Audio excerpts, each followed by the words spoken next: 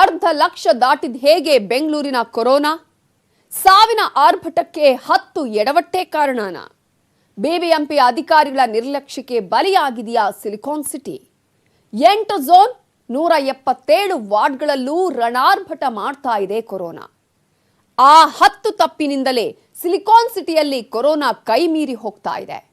ಇದೇ ಹೊತ್ತಿನ special story, corona 10 ಪ್ರಮಾದಗಳು. ನಾನು ನವಿತಾ ಜೈನ್. ಬೆಂಗಳೂರಿನಲ್ಲಿದ್ದಾರ ಕೊರೋನಾ ಸ್ಲೀಪರ್ ಸೆಲ್ಸ್.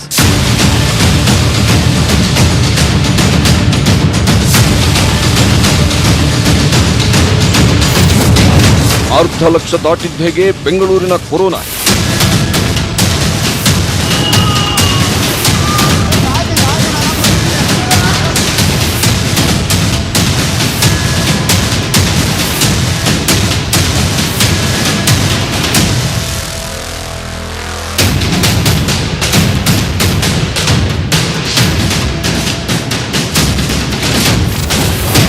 ಸಾವಿನ ಆರ್ಭಟಕ್ಕೆ 10 ಎಡವಟ್ಟೆ ಕಾರಣನ?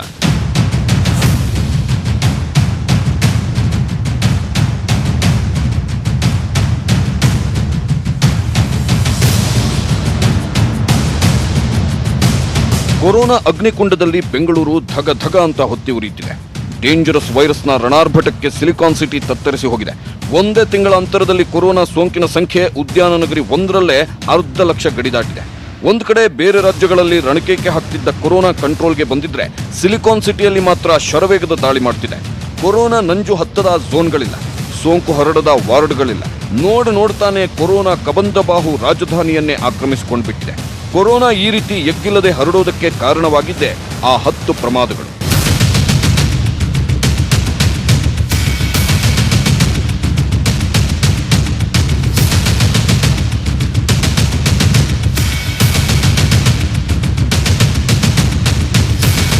ಬೆಂಗಳೂರಿನಲ್ಲಿ ಅಡಗಿ ಕುಳಿತಿದ್ದಾರಾ ಸ್ಲೀಪರ್ ಸೆಲ್ಗಳು? ಸೀಕ್ರೆಟ್ ಆಗಿಯೇ ಕೊರೋನಾ ಹಬ್ಬಿಸುತ್ತಿದ್ದಾರಾ ಆ 4500 ಜನ? ಅರ್ಧ ಲಕ್ಷ ದಾಟಿದ್ದ ಹೇಗೆ ಕೊರೋನಾ? ಕೊರೋನಾರ್ಭಟಕ್ಕೆ ಆ 10 ಎಡವಟ್ಟುಗಳೇ ಕಾರಣವಾಯ್ತಾ? ಅದೇ 10 ತಪ್ಪುಗಳೇ ಇವತ್ತು ಸಿಲಿಕಾನ್ ಸಿಟಿಯನ್ನು ಕೊರೋನಾ ಅಗ್ನಿಕುಂಡದಲ್ಲಿ ಬೇಯುವಂತೆ ಮಾಡ್ತಿದೆ. ಆ 10 ಕಾರಣಗಳಿಂದಲೇ ಇಡೀ ಬೆಂಗಳೂರೇ ಕೊರೋನಾ ಮೃತ್ಯುಕೋಪವಾಗಿದೆ. ಕೊರೋನಾ ಸೋಂಕಿನ ಸುನಾಮಿಗೆ ಇಡೀ ಬೆಂಗಳೂರೇ ಬೆಚ್ಚಿ ಬಿದ್ದಿದೆ. ರಾಜಧಾನಿಯ ನರನಾಡಿಗಳು ನಡುಗಿ ಹೋಗಿದೆ. ಬೆಂಗಳೂರಿನ ಮೂಲೆ ಮೂಲೆಗೂ ಈ ಕ್ರೂರಿ ಕಾಲಿಟ್ಟಿದೆ. ಎಸ್, ಸಿಲಿಕಾನ್ ಸಿಟಿ ಮೇಲೆ ಕೊರೋನಾ ಸೋಂಕಿನ ಕ್ಷಿಪಣಿಯೇ ಬಿದ್ದಿದೆ. ಬೆಂಗಳೂರನ್ನೇ ಬಲಿಪೀಠ ಮಾಡಿಕೊಂಡಿರೋ ಕೊರೋನಾ ಕ್ರೌರ್ಯ ಮೆರೀತಿದೆ. ಜೂನ್ ಮಧ್ಯದವರೆಗೂ ಸೈಲೆಂಟ್ ಆಗಿದ್ದ ಕೊರೋನಾ ಒಮ್ಮೆಲೆ ಬೆಂಗಳೂರಿನಲ್ಲಿ ದಾಪುಗಾಲಿಡಿತು. ಅದು ಎಷ್ಟರ ಮಟ್ಟಿಗೆ ಅಂದ್ರೆ, ಈಗ ರಾಜ್ಯ ರಾಜಧಾನಿ 1ರಲ್ಲೇ ಕರ್ನಾಟಕದ ಅರ್ಧದಷ್ಟು ಕೇಸ್ಗಳು ದಾಖಲಾಗಿವೆ. ಬೆಂಗಳೂರಿನಲ್ಲಿ ಕೊರೋನಾ ಹೆಮ್ಮಾರಿ ಹರಡುತ್ತಿರೋ ಆ ಸ್ಲೀಪರ್ ಸೆಲ್ಗಳು ಯಾರು? ಕೊರೋನಾ ಹರಡುವುದಕ್ಕೆ ಕಾರಣವಾದ ಆ 10 ಎಡವಟ್ಟುಗಳು ಯಾವುದು? ಈ ಬಗ್ಗೆ ಒಂದೊಂದಾಗಿ ನೋಡ್ತಾ ಹೋಗೋಣ. ಕೊರೋನಾ ಹರಡುತ್ತಿದ್ದಾರೆ ಸ್ಲೀಪರ್ ಸೆಲ್ಗಳು. ನಿಗೂಢವಾಗಿ ವೈರಸ್ ಹರಡುತ್ತಿದ್ದಾರೆ ಸಾವಿರಾರು ಜನ.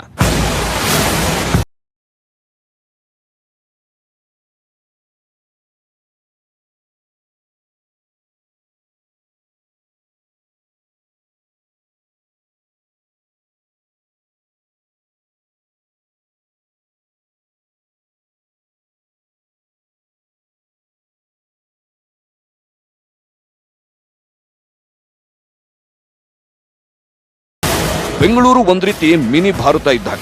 ಇಲ್ಲಿ ಎಲ್ಲಾ ರಾಜ್ಯದ ಜನರು ವಾಸಿಸುತ್ತಿದ್ದಾರೆ. ದಿನನಿತ್ಯ ಬೇರೆ ಬೇರೆ ರಾಜ್ಯಗಳಿಂದ ಲಕ್ಷಾಂತರ ಜನ ಬೆಂಗಳೂರಿಗೆ ಭೇಟಿ ಕೊಡ್ತಾರೆ. ಹಾಗಾಗಿ ಬೆಂಗಳೂರಿನಲ್ಲಿ ಯಾರಿಗಾದ್ರೂ ಕೊರೋನಾ ಬಂತು ಅಂದ್ರೆ ಪತ್ತೆ ಹಚ್ಚೋದು ಕಷ್ಟದ ಕೆಲಸನೇ. ಕೆಲವರು ಪ್ರಜ್ಞಾವಂತ ನಾಗರಿಕರು ತಾವೇ ಟೆಸ್ಟ್ ಮಾಡಿಸ್ಕೊಂಡು ಟ್ರೀಟ್ಮೆಂಟ್ ತಗೋತಾರೆ. ಈ ನಡುವೆ ಇನ್ನೂ ಕೆಲವರು ಟ್ರೀಟ್ಮೆಂಟ್ ತಗೊಳ್ಳದೆ ತಲೆಮರೆಸಿಕೊಂಡಿದ್ದಾರೆ. ಐಸಿಎಂಆರ್ ಅರ್ಜಿಯಲ್ಲಿ ಸುಳ್ಳು ವಿಳಾಸ ಮತ್ತು ಮೊಬೈಲ್ ಸಂಖ್ಯೆ ನೀಡಿದ್ದಾರೆ. ಇವರಿಗೆ ಸೋಂಕು ದೃಢಪಟ್ಟಿದ್ದು ಇವ್ರು ಯಾರೂ ಇನ್ನೂ ಪತ್ತೆನೇ ಆಗಿಲ್ಲ. ಕೆಲ ದಿನಗಳ ಹಿಂದೆ ಬಿಬಿಎಂಪಿ ಆಯುಕ್ತರು ಈ ಬಗ್ಗೆ ಹೇಳುವಾಗ ಸುಮಾರು 4500 ಜನರ ವಿಳಾಸವೇ ಸರಿಯಾಗಿ ಸಿಗ್ತಿಲ್ಲ. ಇವರೆಲ್ಲರಿಗೂ ಕೊರೋನಾ ಪಾಸಿಟಿವ್ ಬಂದಿದೆ, ಆದ್ರೆ ಇವರನ್ನು ಟ್ರೇಸ್ ಮಾಡೋಕೆ ಆಗ್ತಿಲ್ಲ ಅಂದಿದ್ರು.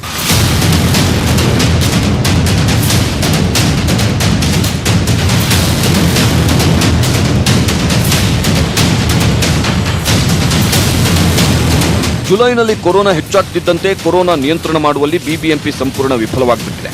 ಬೆಂಗಳೂರಿನಲ್ಲಿ 36,000ಕ್ಕೂ ಹೆಚ್ಚು ಸಕ್ರಿಯ ಪ್ರಕರಣಗಳಿವೆ. ಇವರಿಗೆ ಸರಿಯಾಗಿ ಚಿಕಿತ್ಸೆ ಕೊಡುವುದೇ ಕಷ್ಟವಾಗಿದೆ. ಬೆಂಗಳೂರಿನಲ್ಲಿ ಅಡ್ರೆಸ್ ಇದ್ದು ಅಂಥವರನ್ನ ಹುಡುಕೋದೇ ದೊಡ್ಡ ಕಷ್ಟ. ಅಂಥದ್ರಲ್ಲಿ ಬೇಕಂತಲೇ ತಪ್ಪು ಅಡ್ರೆಸ್ ಕೊಟ್ಟವರನ್ನ ಹುಡುಕೋದಕ್ಕಾದ್ರೂ ಆಗುತ್ತೆ? ಇದು ಸಾಧ್ಯವಿಲ್ಲದ ಮಾತು. ಇವರೇ ಈಗ ಸಿಲಿಕಾನ್ ಸಿಟಿಗೆ ಮತ್ತಷ್ಟು ಕಂಟಕವಾಗಿದ್ದಾರೆ. ಜುಲೈ 28ರವರೆಗೆ ಬೆಂಗಳೂರು ಒಂದರಲ್ಲೇ 9,000ಕ್ಕೂ ಹೆಚ್ಚು ಜನ ಕೊರೋನಾ ನಿಯಮವನ್ನ ಉಲ್ಲಂಘಿಸಿದ್ದಾರೆ ಅಂತಾನು ಅಂಕಿಅಂಶಗಳು ಹೇಳುತ್ತೆ. ಇವರಿಗೆ ಕೊರೋನಾ ಪಾಸಿಟಿವ್ ಕನ್ಫರ್ಮ್ ಆಗಿದ್ದು ಎಲ್ಲಿದ್ದಾರೆ ಅನ್ನೋದೇ ಗೊತ್ತಾಗ್ತಾ ಇಲ್ಲ. ಈ ಸ್ಲೀಪರ್ ಸೆಲ್ಗಳು ಅಂದ್ರೆ ತಮಗೆ ಗೊತ್ತಿಲ್ಲದೆ ನಿಗೂಢವಾಗಿ ಎಲ್ಲರಿಗೂ ಕೊರೋನಾ ಹರಡ್ತಾ ಇರೋರು ಅಂತ ಅರ್ಥ. ಇವರು ಕೊರೋನಾ ನಿಯಮವನ್ನು ಗಾಳಿಗೆ ತೂರಿ ಮನಬಂದಂತೆ ಓಡಾಡ್ತಾ ಇದ್ದಾರೆ. ಇವರ ಪತ್ತೆಗಾಗಿ ಪೊಲೀಸರು ಬಲೆ ಬೀಸಿದ್ದಾರೆ. ಇನ್ನು ಇವರು ಪೊಲೀಸರ ಕೈಗೆ ಸಿಗೋವರೆಗೂ ಅದಿನ್ನೆಷ್ಟು ಜನಕ್ಕೆ ಕೊರೋನಾ ಸೋಂಕು ಅಂಟಿಸ್ತಾರೋ ಅನ್ನೋ ಆತಂಕ ಕಾಡ್ತಿದೆ. ಅನ್ಲಾಕ್ 1.0 ಇಂದ ಇಲ್ಲಿವರೆಗೆ ನಗರದಲ್ಲಿ ಕೊರೋನಾ ಯಾವ ರೀತಿ ವೇಗವಾಗಿ ಹಬ್ಬಿದೆ ಅನ್ನೋದನ್ನ ಅಂಕಿಅಂಶಗಳಲ್ಲಿ ಒಮ್ಮೆ ನೋಡೋಣ. ಅನ್ಲಾಕ್ 1.0 ಟೈಮ್ನಲ್ಲಿ ಜೂನ್ 30ಕ್ಕೆ 4,555 ಕೊರೋನಾ ಪ್ರಕರಣಗಳು ಪತ್ತೆಯಾಗಿದ್ದು, ನಂತರ ಜುಲೈ 14ಕ್ಕೆ ಕೊರೋನಾ ಕೇಸ್ಗಳ ಸಂಖ್ಯೆ 5 ಪಟ್ಟು ಹೆಚ್ಚಾಗಿ 20,969ಕ್ಕೆ ಏರಿಕೆಯಾಯಿತು. ಜುಲೈ 19ಕ್ಕೆ 34,943 ಕೇಸ್ಗಳು ದಾಖಲಾಗಿದ್ದು, ಜುಲೈ 29ಕ್ಕೆ ಬೆಂಗಳೂರಿನಲ್ಲಿ ಕೊರೋನಾ ಪ್ರಮಾಣ 1,00,000 ಗಡಿ ದಾಟಿಬಿಟ್ಟು 51,091 ಜನರಿಗೆ ಕೊರೋನಾ ಸೋಂಕು ತಗುಲಿದೆ.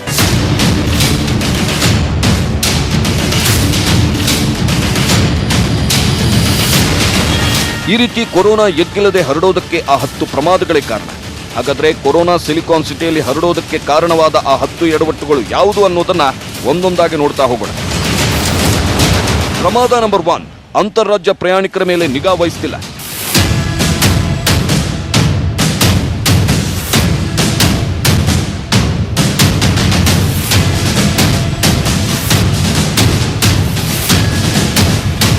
ಬೆಂಗಳೂರಿನಲ್ಲಿ ಜೂನ್ ತಿಂಗಳ ಅಂತ್ಯದಿಂದಲೂ ಕೊರೋನಾ ಅಬ್ಬರಿಸ್ತಾನೆ ಇದ್ದು, ಇಲ್ಲಿವರೆಗೂ ಅದರ ಆರ್ಭಟಕ್ಕೆ ಕಡಿವಾಣ ಹಾಕೋಕೆ ಆಗ್ತಾ ಇಲ್ಲ. ಕೊರೋನಾ ಸೋಂಕು ಮಿತಿಮೀರಿ ಏರಿಕೆ ಆಗ್ತಾ ಇರೋದು ಒಂದು ಕಡೆ ಆದ್ರೆ, ಇನ್ನೊಂದು ಕಡೆ ಬಿಬಿಎಂಪಿ ಹಾಗೂ ಆರೋಗ್ಯಾಧಿಕಾರಿಗಳ ಸಂಪೂರ್ಣ ನಿರ್ಲಕ್ಷ್ಯದಿಂದ ಕೊರೋನಾ ಮತ್ತಷ್ಟು ವೇಗವಾಗಿ ಹಬ್ತಾ ಇದೆ. ಬೆಂಗಳೂರಿನಲ್ಲಿ ಕೊರೋನಾ 1,00,000 ಗಡಿ ದಾಟೋದ್ರ ಹಿಂದಿರೋ ಮೊದಲ ಕಾರಣ ಅಂದ್ರೆ ಅಂತಾರಾಜ್ಯ ಪ್ರಯಾಣಿಕರ ಮೇಲೆ ನಿಗಾ ವಹಿಸದೇ ಇರೋದು. ಕೊರೋನಾ ಕರುನಾಡಿಗೆ ಕಾಲಿಟ್ಟಾಗ ಅಲರ್ಟ್ ಆಗಿದ್ದ ಬಿಬಿಎಂಪಿ ಅಧಿಕಾರಿಗಳು ಈಗ ಸಂಪೂರ್ಣ ಬೇಜವಾಬ್ದಾರಿ ಮೆರೆಯುತ್ತಿದ್ದಾರೆ. ಆಗ ಬೇರೆ ರಾಜ್ಯದಿಂದ ಯಾವುದೇ ಪ್ರಯಾಣಿಕರು ಬಂದರೂ ಅವರ ಮೇಲೆ ಪಾಲಿಕೆ ನಿಗಾ ಇಡ್ತಿತ್ತು, ಅವರ ಟ್ರಾವೆಲ್ ಹಿಸ್ಟ್ರಿಯನ್ನು ಟ್ರೇಸ್ ಮಾಡ್ತಿತ್ತು.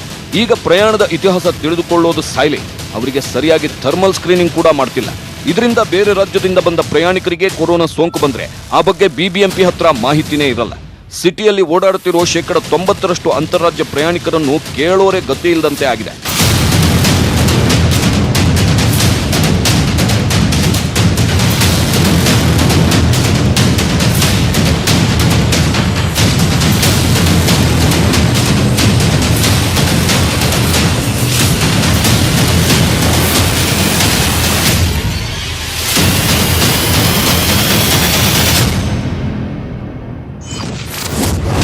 ಪ್ರಮಾದ ನಂಬರ್ 2, ಸೇವಾ ಸಿಂಧು ಪೋರ್ಟಲ್ನಲ್ಲಿ ನೋಂದಣಿ ಆಗ್ತಿಲ್ಲ. ಕೊರೋನಾ ಸೋಂಕು ಭಾರತಕ್ಕೆ ಕಾಲಿಟ್ಟಾಗ ಹಲವು ಆಪ್ ಪೋರ್ಟಲ್ಗಳನ್ನು ಮಾಡಲಾಗಿತ್ತು. ಆ ಟೈಮ್ನಲ್ಲಿ ಯಾರಾದರೂ ಒಂದು ರಾಜ್ಯದಿಂದ ಮತ್ತೊಂದು ರಾಜ್ಯಕ್ಕೆ ಪ್ರಯಾಣಿಸಬೇಕಂತಿದ್ರೆ ಅವರು ಸೇವಾ ಸಿಂಧು ಪೋರ್ಟಲ್ನಲ್ಲಿ ತಮ್ಮ ಹೆಸರನ್ನು ನೋಂದಣಿ ಮಾಡಿಕೊಳ್ಬೇಕಿತ್ತು. ಪ್ರಾರಂಭದಲ್ಲಿ ಬೇರೆ ರಾಜ್ಯಗಳಿಂದ ಬರೋರು ಕಡ್ಡಾಯವಾಗಿ ಸೇವಾ ಸಿಂಧು ವೆಬ್ ಪೋರ್ಟಲ್ನಲ್ಲಿ ತಮ್ಮ ಹೆಸರು, ವಿಳಾಸ, ಮೊಬೈಲ್ ನಂಬರ್ ಅನ್ನು ನಮೂದಿಸಬೇಕಿತ್ತು. ಸ್ಟಾರ್ಟಿಂಗ್ನಲ್ಲಿ ಬೇರೆ ರಾಜ್ಯದಿಂದ ತಮ್ಮ ತವರಿಗೆ ಮರಳೋ ಜನ ಈ ನಿಯಮವನ್ನು ಕಡ್ಡಾಯವಾಗಿ ಪಾಲಿಸುತ್ತಿದ್ದರು. ಬಿಬಿಎಂಪಿ ಕೂಡ ಇದನ್ನು ಗಮನಿಸುತ್ತಿತ್ತು. ಆದರೆ ಬರ್ತಾ ಬರ್ತಾ ಸೇವಾ ಸಿಂಧು ಪೋರ್ಟಲ್ ನಾಮಕಾವಸ್ಥೆ ಆಗ್ಬಿಡ್ತು. ಬೇರೆ ರಾಜ್ಯದಿಂದ ಈಗ ಬೆಂಗಳೂರಿಗೆ ಬರೋರು ತಮ್ಮ ಹೆಸರನ್ನು ರಿಜಿಸ್ಟರ್ ಕೂಡ ಮಾಡಿಕೊಳ್ಳಲ್ಲ. ಈ ಬಗ್ಗೆ ಪಾಲಿಕೆ ಕೂಡ ಗಮನ ಹರಿಸ್ತಿಲ್ಲ ಅಂತ ಹೇಳಲಾಗುತ್ತೆ. ಪ್ರಮಾದ ನಂಬರ್ 3, ಮಾಹಿತಿ ಕೊಟ್ಟರೂ ನಿಯಮ ಪಾಲಿಸದ ಅಧಿಕಾರಿಗಳು. ಕೊರೋನಾ ಸಿಲಿಕಾನ್ ಸಿಟಿಯಲ್ಲಿ ಹರಡೋಕೆ ಪ್ರಮುಖ ಕಾರಣಗಳಲ್ಲಿ ಇದು ಒಂದು. ಅಗೈನ್ ಕೊರೋನಾ ಪ್ರಾರಂಭಿಕ ಹಂತದಲ್ಲಿರುವಾಗ ಜೋಶ್ನಲ್ಲಿ ತುಂಬಾ ಆಕ್ಟಿವ್ ಆಗಿ ಕೆಲಸ ಮಾಡುತ್ತಿದ್ದ ಬಿಬಿಎಂಪಿ ಅಧಿಕಾರಿಗಳು ಬರ್ಬರ್ತಾ ತಾವೇ ನಿಯಮವನ್ನು ಉಲ್ಲಂಘಿಸೋಕೆ ಶುರು ಮಾಡಿದ್ರು. ಹಾಗೆಲ್ಲ ತಾವೇ ಕೊರೋನಾ ಪಾಸಿಟಿವ್ ಬಂದಂತ ವ್ಯಕ್ತಿಗಳಿಗೆ ಕಾಲ್ ಮಾಡಿ ಅವರ ಮನೆಯವರೆಗೆ ಹೋಗಿ ಅವರನ್ನು ಆಂಬ್ಯುಲೆನ್ಸ್ನಲ್ಲಿ ಕರೆದುಕೊಂಡು ಬಂದು ಟ್ರೀಟ್ಮೆಂಟ್ ಕೊಡಿಸ್ತಿದ್ರು. ಈಗ ಪರಿಸ್ಥಿತಿ ಎಷ್ಟು ಬಿಗಡಾಯಿಸಿದೆ ಅಂದ್ರೆ, ಕೊರೋನಾ ಸೋಂಕಿತರು ತಾವಾಗೇ ಫೋನ್ ಮಾಡಿದ್ರು, ಅಧಿಕಾರಿಗಳು ತಕ್ಷಣವೇ ಅವರ ಮನೆ ಬಾಗಿಲಿಗೆ ಹೋಗಲ್ಲ. ಫೋನ್ ಮಾಡಿದ್ರೆ ಕರೆ ಸ್ವೀಕರಿಸದೇ ಇರೋದು, ಕಾಲ್ ಪಿಕ್ ಮಾಡಿದ್ರೆ ಆಸ್ಪತ್ರೆ ಇಲ್ಲ, ಬೆಡ್ ಇಲ್ಲ, ಆಂಬ್ಯುಲೆನ್ಸ್ ಇಲ್ಲ ಅಂತ ಹಾರಿಕೆ ಉತ್ತರ ಕೊಡ್ತಾರೆ. ಬಿಬಿಎಂಪಿ ಅವರು ಸಮಯಕ್ಕೆ ಸರಿಯಾಗಿ ಕೊರೋನಾ ಸೋಂಕಿತರ ಮನೆಗೆ ಹೋಗದೇ ಇದ್ದಿದ್ರಿಂದ ಅದೆಷ್ಟೋ ಜನ ಪ್ರಾಣ ಕಳೆದುಕೊಂಡ ಘಟನೆಗಳು ನಡೆದಿವೆ. ಇನ್ನು ಕೆಲವರ ಬಗ್ಗೆ ಮಾಧ್ಯಮಗಳಲ್ಲಿ ವರದಿ ಬಿತ್ತರವಾಗ್ತಿದ್ದಂತೆ ಎಲ್ಲಿ ನಮ್ಮ ಮೈ ಮೇಲೆ ಬಂದ್ಬಿಡುತ್ತೋ ಅಂತ ಹೋಗಿ ಆಗ ಕರ್ಕೊಂಡು ಬರ್ತಾರೆ. ಪ್ರಮಾದ ನಂಬರ್ 4, 14 ದಿನಗಳ ಕ್ವಾರಂಟೈನ್ ನಿಯಮ ಲೆಕ್ಕಕ್ಕೆ ಇಲ್ಲ.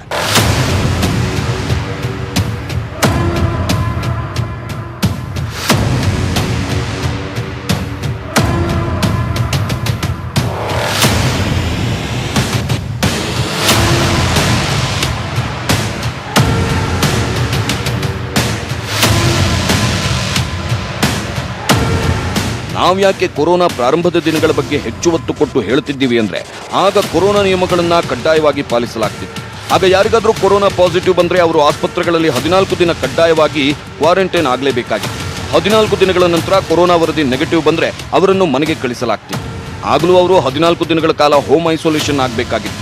ಆದ್ರೆ ಈಗ ಹೋಮ್ ಐಸೋಲೇಷನ್ ವಿಚಾರ ಬಿಟ್ಟಾಕಿ ಆಸ್ಪತ್ರೆಗಳಲ್ಲಿ ಕೊರೋನಾ ಪಾಸಿಟಿವ್ ಪೇಷಂಟ್ಗಳಿಗೆ 14 ದಿನಗಳ ಕಾಲ ಚಿಕಿತ್ಸೆನೂ ಕರೆಕ್ಟ್ ಆಗಿ ಕೊಡ್ತಿಲ್ಲ ಅನ್ನೋ ಆರೋಪಗಳಿವೆ.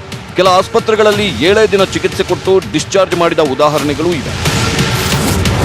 ಪ್ರಮಾದ ನಂಬರ್ 5, ಕೈಗೆ ಸೀಲಿಲ್ಲ, ಸೋಂಕಿತರ ಕುಟುಂಬದ ಆರೈಕೆಯೂ ಇಲ್ಲ.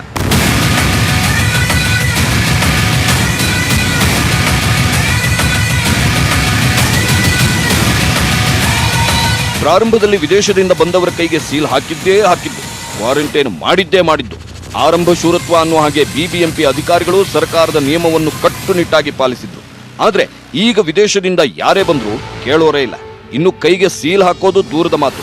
ಆಗ ಯಾರಿಗಾದ್ರೂ ಕುಟುಂಬದಲ್ಲಿ ಒಬ್ಬರಿಗೆ ಕೊರೋನಾ ಸೋಂಕು ಬಂದಿದ್ರು ಸಾಕಾಗಿತ್ತು, ಅವರ ಇಡೀ ಕುಟುಂಬದವರ ಟೆಸ್ಟ್ ಕೂಡ ಮಾಡಲಾಗ್ತಿತ್ತು. ಆದ್ರೆ ಈಗ ಸೋಂಕಿತರ ಕುಟುಂಬದವರೇ ನಮಗೆ ಕೊರೋನಾ ಟೆಸ್ಟ್ ಮಾಡಿ ಅಂದ್ರು ಬಿಬಿಎಂಪಿ ಅಧಿಕಾರಿಗಳು ಅದನ್ನ ಕಿವಿಗೆ ಹಾಕಿಕೊಳ್ತಿಲ್ಲ. ಪ್ರಮಾದ ನಂಬರ್ 6, ಕಂಟೈನ್ಮೆಂಟ್ ಝೋನ್ ಕಡೆ ಯಾರೂ ನೋಡಲ್ಲ. ಪ್ರಾರಂಭದಲ್ಲಿ ಬೆಂಗಳೂರಿನಲ್ಲಿ ಸಿಂಗಲ್ ಡಿಜಿಟ್ನಲ್ಲಿದ್ದ ಕಂಟೈನ್ಮೆಂಟ್ ಝೋನ್ ಈಗ 16,000 ಗಡಿ ಮುಟ್ಟಿದೆ. ಆಗ ಒಮ್ಮೆ ಕಂಟೈನ್ಮೆಂಟ್ ಝೋನ್ ಅಂತ ಗೊತ್ತಾದ ತಕ್ಷಣವೇ ಆ ಏರಿಯಾವನ್ನ ಕಂಪ್ಲೀಟ್ ಸೀಲ್ ಡೌನ್ ಮಾಡಲಾಗ್ತಿತ್ತು. ಜನ ಯಾರೂ ಹೊರಗೆ ಓಡಾಡದಂತೆ ನೋಡಿಕೊಳ್ಳಲಾಗ್ತಿತ್ತು. ಕಂಟೈನ್ಮೆಂಟ್ ಝೋನ್ ಅಂತ ದೊಡ್ಡದಾಗಿ ಬ್ಯಾರಿಕೇಡ್ ಕೂಡ ಹಾಕಲಾಗ್ತಿತ್ತು.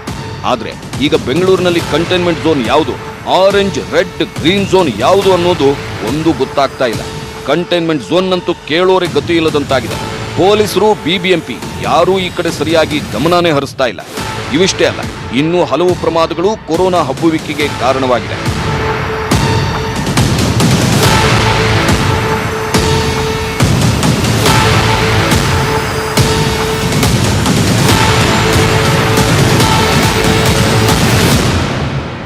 ಬೆಂಗಳೂರಲ್ಲಿ ಆಸ್ಪತ್ರೆಗಳು ಹೇಗಿದೆ? ಪಾಲಿಕೆ ಆಂಬ್ಯುಲೆನ್ಸ್ ವ್ಯವಸ್ಥೆಯನ್ನ ಮಾಡ್ತಾ ಇಲ್ವಾ? ಕಳೆದ 30 ದಿನಗಳಿಂದ ಕೊರೋನಾ ಮಾಹಿತಿ ಅಪ್ಡೇಟ್ ಆಗ್ತಾನೇ ಇಲ್ವಾ? ಈ ಬಗ್ಗೆ ಹೇಳ್ತೀವಿ ಚಿಕ್ಕ ಬ್ರೇಕ್ನ ನಂತರ. ಕೊರೋನಾ ಇನ್ನಷ್ಟು ಮಿತಿ ಮೀರಿ ಏರಿಕೆಯಾಗ್ತಿದೆ. ಲಾಕ್ಡೌನ್ ಇದ್ದಾಗ್ಲೂ ಸರಿಯಾದ ಕ್ರಮವನ್ನ ಕೈಗೊಂಡಿಲ್ಲ. ಈಗಲೂ ಅಷ್ಟೇ ಸರಿಯಾದ ಮಾಹಿತಿ ಅಪ್ಡೇಟ್ ಮಾಡ್ತಿಲ್ಲ. ಕೊರೋನಾ ಸೋಂಕಿತರ ಬಗ್ಗೆ ನಿಗಾ ಕೂಡ ವಹಿಸ್ತಿಲ್ಲ.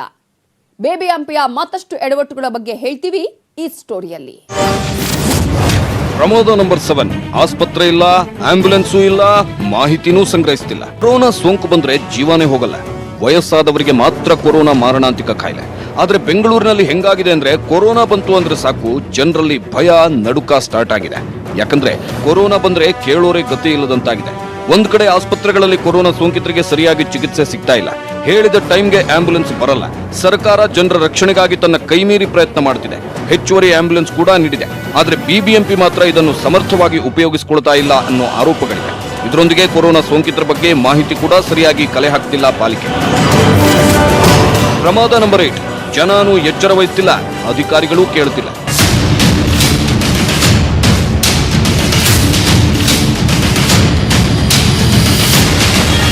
ಯಥಾ ರಾಜ ತಥಾ ಪ್ರಜಾ ಅನ್ನೋ ಹಾಗೆ ಬೆಂಗಳೂರಿನಲ್ಲಿ ಪಾಲಿಕೆ ಯಾವ ರೀತಿ ನಿರ್ಲಕ್ಷ್ಯ, ಬೇಜವಾಬ್ದಾರಿ ತೋರಿಸ್ತಾ ಇದೆಯೋ ಅದೇ ರೀತಿ ಜನ ಕೂಡ ನಿರ್ಲಕ್ಷ್ಯ ಮಾಡ್ತಿದ್ದಾರೆ. ಕೊರೋನಾ ಭೀತಿ ಇರುವಷ್ಟು ದಿನ ಜನ ಮಾಸ್ಕ್ ಹಾಕ್ತಿದ್ರು, ಸಾಮಾಜಿಕ ಅಂತರ ಕಾಪಾಡ್ತಿದ್ರು, ಗುಂಪು ಸೇರ್ತಾ ಇರಲಿಲ್ಲ.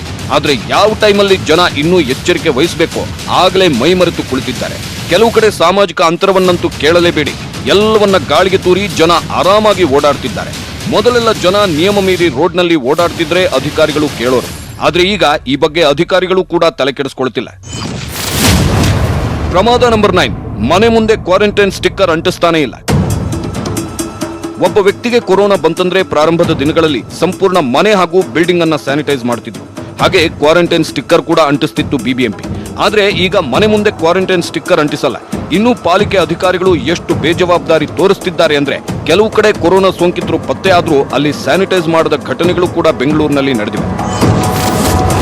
ಪ್ರಮಾದ ನಂಬರ್ 10, 30 ದಿನದಿಂದ ಇಲಾಖೆಯಲ್ಲಿ ಮಾಹಿತಿ ಅಪ್ಡೇಟ್ ಆಗ್ತಿಲ್ಲ. ಕೊರೋನಾ ಸ್ಟಾರ್ಟಿಂಗ್ ದಿನಗಳಲ್ಲಿ ದಿನಕ್ಕೆ 2 time corona health bulletin release ಮಾಡಲಾಗ್ತಿತ್ತು. ದಿನದ ನಿಖರ ಮಾಹಿತಿ ಮಾಧ್ಯಮಗಳಿಗೆ ಸಿಗ್ತಿತ್ತು. ಎಷ್ಟು ಜನ ಸೋಂಕಿತರಿದ್ದಾರೆ, ಎಷ್ಟು ಜನ ಗುಣಮುಖ ಆಗಿದ್ದಾರೆ, ಎಷ್ಟು ಜನ ಸಾವನ್ನಪ್ಪಿದ್ದಾರೆ ಅನ್ನೋ ಎಲ್ಲ ಮಾಹಿತಿ ಅಪ್ ಟು ಡೇಟ್ ಇರ್ತಿತ್ತು. ಆದ್ರೆ ಬರ್ತಾ ಬರ್ತಾ ರಾಯರ್ ಕುದುರೆ ಕತ್ತೆ ಆಯಿತು ಅನ್ನೋ ಹಾಗೆ ಬಿಬಿಎಂಪಿಯಲ್ಲಿ ಎಲ್ಲವನ್ನು ಕಡೆಗಣಿಸಲಾಗ್ತಿದೆ. ಕಳೆದ 30 ದಿನಗಳಿಂದ ಇಲಾಖೆಯಲ್ಲಿ ಕೊರೋನಾ ಮಾಹಿತಿ ಸರಿಯಾಗಿ ಅಪ್ಡೇಟ್ ಆಗ್ತಾ ಇಲ್ಲ. ಇದರಿಂದ ಜನರಿಗೂ ಕೂಡ ಕೊರೋನಾ ಸೋಂಕಿತರ ಬಗ್ಗೆ ಸರಿಯಾದ ಮಾಹಿತಿ ಸಿಗ್ತಾ ಇಲ್ಲ. ಈ 10 ಪ್ರಮಾದಗಳೇ ಸಿಲಿಕಾನ್ ಸಿಟಿಯನ್ನ ಮೃತ್ಯುಕೂಪವನ್ನಾಗಿ ಮಾಡಿದೆ.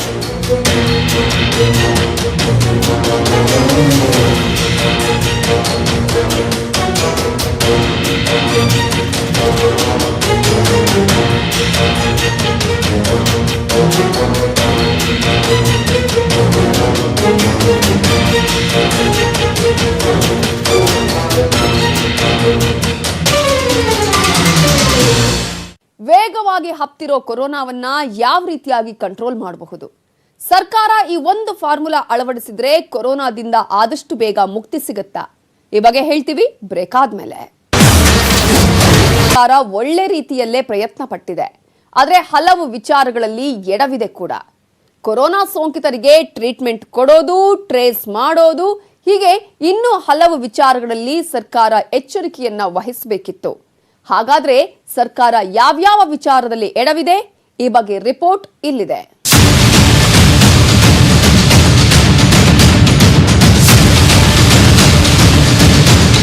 ಸರ್ಕಾರ ಈ ಟೈಮಲ್ಲಿ ಹೆಚ್ಚು ಜಾಗೃತಿ ವಹಿಸಬೇಕು. ಬೇರೆ ರಾಜ್ಯಗಳಿಗೆ ಹೋಲಿಸಿದ್ರೆ ಕರ್ನಾಟಕದಲ್ಲಿ ಆಕ್ಟಿವ್ ಕೇಸ್ಗಳ ಸಂಖ್ಯೆ ಜಾಸ್ತಿ ಇದೆ. ಇದು ಇನ್ನಷ್ಟು ಆತಂಕವನ್ನು ಹುಟ್ಟುಹಾಕಿದೆ. ಸರ್ಕಾರ ಏನೋ ನಾವು ದಿನಕ್ಕೆ ಹೆಚ್ಚೆಚ್ಚು ಟೆಸ್ಟ್ಗಳನ್ನ ಮಾಡ್ತಿದ್ದೀವಿ ಅಂತ ಹೇಳ್ತಿದೆ, ಆದ್ರೆ ಇದು ಸಾಲಲ್ಲ. ಇನ್ನೂ ತ್ವರಿತಗತಿಯಲ್ಲಿ ಕೊರೋನಾ ಟೆಸ್ಟ್ ಆಗಬೇಕಿದೆ. ಇದ್ರ ಜೊತೆಗೆ ಕೊರೋನಾ ಸೋಂಕಿತರನ್ನ ಅತಿ ಕಡಿಮೆ ಸಮಯದಲ್ಲೇ ಟ್ರೇಸ್ ಮಾಡಿ ಅವರಿಗೆ ಟ್ರೀಟ್ಮೆಂಟ್ ಕೊಡಿಸಬೇಕು. ಆಗ ಕೊರೋನಾ ಸೋಂಕಿತರಿಂದ ಬೇರೆಯವರಿಗೆ ಕೊರೋನಾ ಹಬ್ಬೋ ಪ್ರಮಾಣ ಕಡಿಮೆ ಆಗುತ್ತೆ.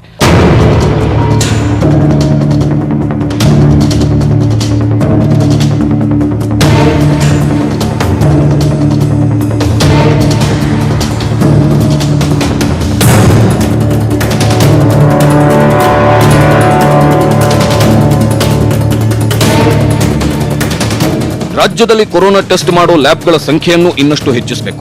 ಹಾಗೆ ವೆರಿ ಇಂಪಾರ್ಟೆಂಟ್ ಅಂದ್ರೆ ರಾಜ್ಯದಲ್ಲಿ ಕೊರೋನಾ ಕಾಲಿಟ್ಟು ಇಷ್ಟು ದಿನಗಳಾದ್ರೂ ನಮ್ಮಲ್ಲಿ 24 ಗಂಟೆಯಲ್ಲೇ ಟೆಸ್ಟ್ ರಿಸಲ್ಟ್ ಬರುವಂತಹ ಟೆಕ್ನಿಕ್ ಇರಲಿಲ್ಲ. ಇಲ್ಲಿ ರಾಜ್ಯ ಸರ್ಕಾರ ಸಂಪೂರ್ಣ ಎಡವಿದೆ.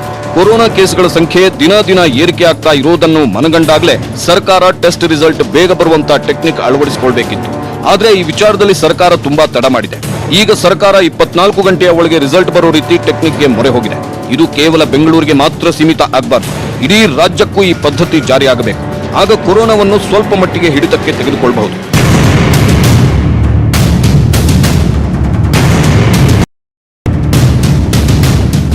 ಲಾಕ್ಡೌನ್ ಜಾರಿ ತರುವುದು ಅಂದ್ರೆ ಅದು ಪ್ರಾಕ್ಟಿಕಲಿ ಸಾಧ್ಯನೂ ಇಲ್ಲ. ಆದ್ರೆ ಲಾಕ್ಡೌನ್ ಇಲ್ಲದೇನೆ ಸರ್ಕಾರ ಕೊರೋನಾವನ್ನ ಹಿಡಿತಕ್ಕೆ ತೆಗೆದುಕೊಳ್ಳಬಹುದು. ಈ ಹಿಂದೆ ಜನ ಅನಾವಶ್ಯಕವಾಗಿ ಓಡಾಡಿದ್ರೆ ಹೇಗೆ ದಂಡ ಹಾಕಲಾಗ್ತಿತ್ತು, ಈಗಲೂ ಹಾಕಬಹುದು. ಇದರಿಂದ ಜನ ಬೇಕಾಬಿಟ್ಟಿ ಓಡಾಡೋದಕ್ಕೆ ಬ್ರೇಕ್ ಬೀಳುತ್ತೆ. ಕಂಟೈನ್ಮೆಂಟ್ ಝೋನ್ಗಳಲ್ಲಿ ಹೆಚ್ಚಿನ ನಿಗಾ ವಹಿಸಬೇಕು. ಹಾಗೆ ಯಾರಾದ್ರೂ ಕೊರೋನಾ ಸೋಂಕಿತರು ಅಂತ ಪತ್ತೆ ಆದ ತಕ್ಷಣವೇ ಅವರಿಗೆ ಎಲ್ಲಾ ರೀತಿಯ ಚಿಕಿತ್ಸೆಯನ್ನು ಸಕಾಲಕ್ಕೆ ಒದಗಿಸಬೇಕು. ಬಿಬಿಎಂಪಿ ಅಧಿಕಾರಿಗಳಿಗೆ ಸರ್ಕಾರ ಕಟ್ಟುನಿಟ್ಟಿನ ಆದೇಶ ನೀಡಬೇಕು. ಮುಂದಿನ ದಿನಗಳಲ್ಲಿಯೂ ಕೊರೋನಾ ಆರ್ಭಟ ಹೆಚ್ಚಾಗೋದ್ರಿಂದ ಸರ್ಕಾರ ಹಾಗೂ ಬಿಬಿಎಂಪಿ ಯಾವುದೇ ಪ್ರಮಾದವನ್ನು ಮಾಡದೆ ಹೋದ್ರೆ ಕೊರೋನಾವನ್ನ ಸಂಪೂರ್ಣ ಹಿಡಿತಕ್ಕೆ ತರಬಹುದು.